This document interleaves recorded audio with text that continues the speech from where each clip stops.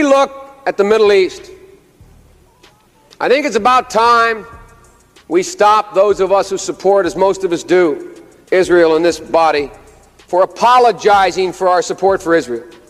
There's no apology to be made. None. It is the best $3 billion investment we make. Were there not an Israel, the United States of America would have to invent an Israel to protect her interest in the region. The United States would have to go out and invent an Israel. Joe Biden adalah politikus karir yang panjang, lebih dari 40 tahun pengalamannya. Dia adalah Partai Demokrat sejati. Puncak karirnya adalah 2 kali jadi wakil presiden selama 8 tahun dan kali ini dia menjadi presiden Amerika yang ke-46. Di tahun 1986, dia pernah berbicara di Kongres dengan sangat jelas akan langkahnya ke depan terhadap Israel. Dan video di awal tadi ada kalimat bahwa Israel adalah the best investment we make, adalah $3 triliun investasi terbaik yang Amerika lakukan. Ini angka yang gila untuk nilai $3 triliun di tahun 1980-an, di mana saat ini 4 tahun ke depan anggaran perang Amerika itu $3 triliun juga. Tapi ini tahun ini, dan di tahun 1986 angka tersebut. Katanya jika tidak ada Israel, Amerika tetap harus buat Israel untuk melindungi American interest. Apa sih interestnya Amerika? Interest Amerika adalah mengendalikan energi negara-negara Arab, mengendalikan minyak bumi dan gas negara-negara Arab. Amerika harus menciptakan Israel. Biaya $3 triliun atau 3.000 billion atau kalau APBN Indonesia saat ini 150 billion membangun Israel yang hanya sebesar Pulau Madura, investasinya 20 kali APBN Indonesia sekarang ini. Ini anggaran mulai di tahun 1980-an. Semua ini adalah bagian dari petrodolar Amerika yang melepas jaminan emas sebagai underlying cetak dolar. Menjadi underlyingnya oil atau minyak di Timur Tengah, negara Israel, industrial military complex, dan hutang negara pihak ketiga. Ini semua terjadi di zaman Nixon di tahun 1971. Setelah momen inilah Amerika menjadi negara superpower dengan menciptakan common enemy atau musuh bersama adalah USSR atau Soviet dengan komunisnya yang biasa disebut Blok Timur. Di tahun 1989 diawali dari Afghanistan yang tentara mujahidinnya adalah ciptaan Amerika, mengalahkan Soviet keluar dari Afghanistan, menjadikan Amerika berkuasa atas energi di Timur Tengah secara komplit hingga batasan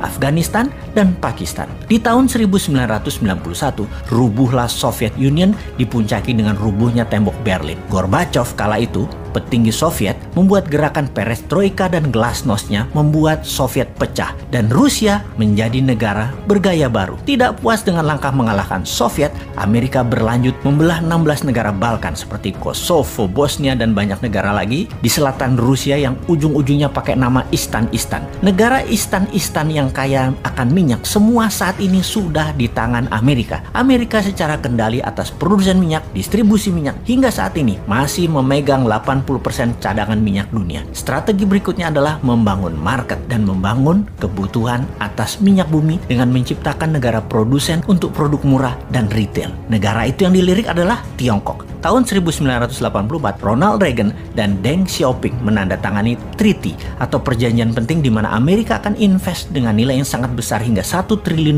dengan mensyaratkan demokrasi masuk Tiongkok. Deng Xiaoping mengambil keputusan berani akan mengadopsi demokrasi dalam kurun waktu 40 tahun sejak perjanjian tahun 80-an itu. Di mana kira-kira tahun 2020 inilah harusnya Tiongkok sudah menggunakan prinsip demokrasi di beberapa pemilihan kepala daerah. Oke, kita lompati sebentar. Yang didemokratisasi oleh Xi Jinping saat ini adalah demokratisasi talent. Oke, apa itu demokrasi talent? Kita bahas di lain kesempatan ya. Sebentar, kita kembali ke serangan tidak berperi kemanusiaan di ujung Ramadan dari pasukan Israel yang sejauh ini Amerika menganggap tidak masalah, di mana seluruh dunia tidak perlu beragama Islam untuk mengatakan apa yang Israel lakukan terhadap jamaah di Masjid Al-Aqsa adalah tindakan inhumanity atau tindakan biadab, tidak berperi kemanusiaan. Kita, kaum Newman menentang semua tindakan tidak berperi kemanusiaan tersebut dan melawan. Bagi kaum Newman yang sebel adalah tembakan-tembakan setelah kejadian penyerangan yang terjadi antara pasukan Hamas dan Israel. Ternyata keduanya memakai mesin perang senjata Amerika. Rudalnya, RPG-nya, roketnya, bedilnya, anti rudalnya. Diperkirakan sehari biaya perang Israel-Palestina bedil-bedilan saat ini nilainya sudah mencapai 1 billion atau 1,5 triliun rupiah. Sudah hampir 2 minggu. Amerika, Rusia, Israel, dan Afrika Selatan, 4 negara utama inilah penyuplai perang 2 minggu selama ini yang terjadi di Yerusalem dan di permukiman penduduk sipil Israel Palestina. Bagi globalis, ini business as usual. Membunuh manusia untuk dagang, hal itu biasa bagi globalis. Termasuk serangan COVID babak kedua dimulai dari India. Dan jangan pikir nggak ada COVID babak ketiga ya. Satu sisi ada yang memahami ini adalah perang suci dua agama. Satu sisi melihat ini adalah business as usual. Di sisi lain ini adalah tindakan tidak berperi kemanusiaan anti